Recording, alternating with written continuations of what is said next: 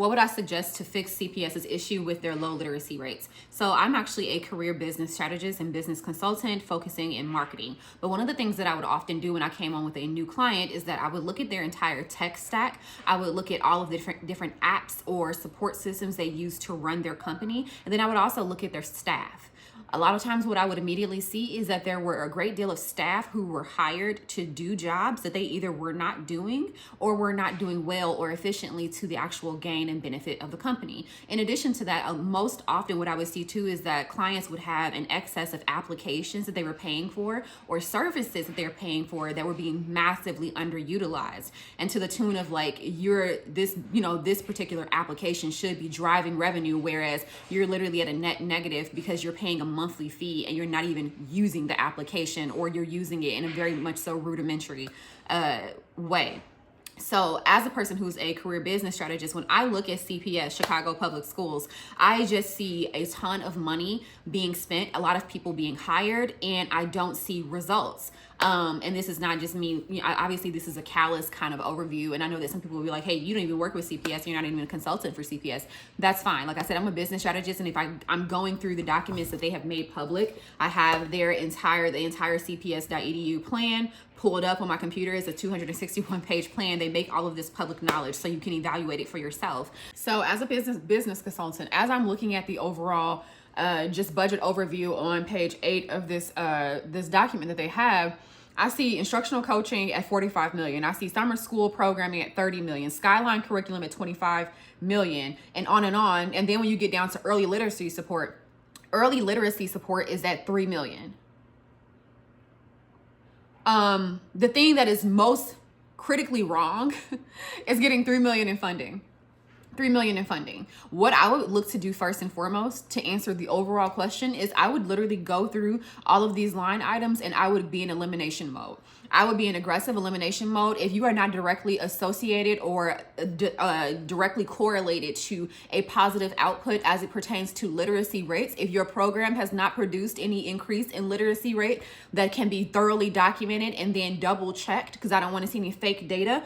If you are not corrected to a positive increase in literacy rates for CPS, you would be gone. You would be gone. The program would be gone. There are too many programs that are being invested in, too many instructional coaching things, school-based professional learnings.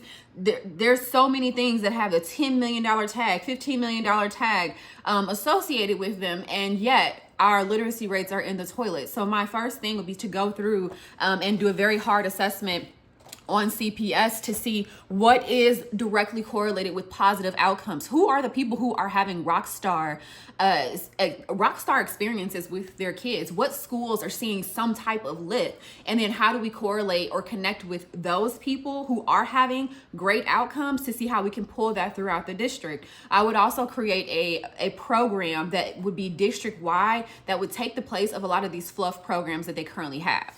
So after evaluating all of the different programs that they currently have and people they've hired, there's so many different people who have been hired and so many millions of dollars allocated to all of these different staffers. What I will be looking to do is to consolidate the key things that need to be done to address the literacy rate into one program for the entire district. That is how you get a more cohesive outcome when you have one directive, one program, one set of procedures.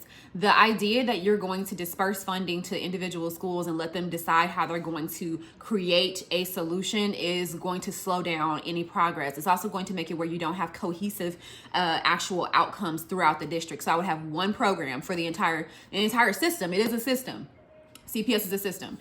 So you should have one cohesive program that rolls out throughout the district. I would want for that program to include a training component. The overall budget that I would see for would be $25 million. Because right now CPS is already at a major deficit in budget. So you can't keep having $50 million line items. You need to be efficient. I would look to target the top 100 schools with a $25 million budget with one program that included training. It would also include curriculum and some type of tech that is very much so low cost or something that they already have access to, or leverage paper materials throughout the entire district so as not to have to get some giant program or things of that nature. People always want to think very Like, what I've noticed when I end up working with a lot of companies is people want to think very, let's go and get RFPs and let's go do all of these very long-term things. That slows down progress. And right now kids can't read, and you can't keep putting kids out of school who cannot read. You can't keep graduating them. So you really do need to have a hyper-focused solution that's going to create immediate results, immediate improvements in reading. And teaching people to read is actually, it's nuanced, but it's not that hard, especially for a child who is a little bit older, who can grasp what you're saying a little bit more efficiently than like a young child. So like I said, $25 million for grades 5 through 10 across the entire CPS system, including training, materials, and then the overall program, which will be focused on really just doing a rapid approach to addressing the literacy breakdown. Go take these kids all the way back through phonics, like aggressively. Like this should, honestly, it should replace whatever they're currently doing in English class. For kids at these 100 schools that, and the whole plucking kids out thing, you know, I know that's cool and all, but I would really want to see how this could just be directly overlaid or be another class that replaces something else in the day, where it's happening in 100 schools during the day, because the idea of kids being at school even longer is that has a whole nother hindrance built into it. So I want it to be during the day. I would want it to be a class, and I would want it to go all the way back through all the fundamentals of phonics. These kids need to learn phonics, 5th through 10th. So that would be something that I would, like I said, this is a very rough idea, but there's enough money to fix the situation. But also, you don't need to put a $100 million line item on this, but you do need to go through and comb through this entire massive budget. I mean, everything I'm looking at in the CPS program is, like I said, 30 million here, 50 million here, 100 employees here. It's a bunch of people. If you literally attacked the 100 schools, look at the top 100 schools who have the biggest issues with illiteracy. Attack those schools. Do a program during the day. Have a cohesive team, a cohesive directive, cohesive materials. You will start to see a lift. You cannot do incremental, different changes all throughout the district and everybody's trying something different. That's not how you get systemic changes to go into effect. It's not. And it creates more mess and chaos. So that would be something that I would be looking to do.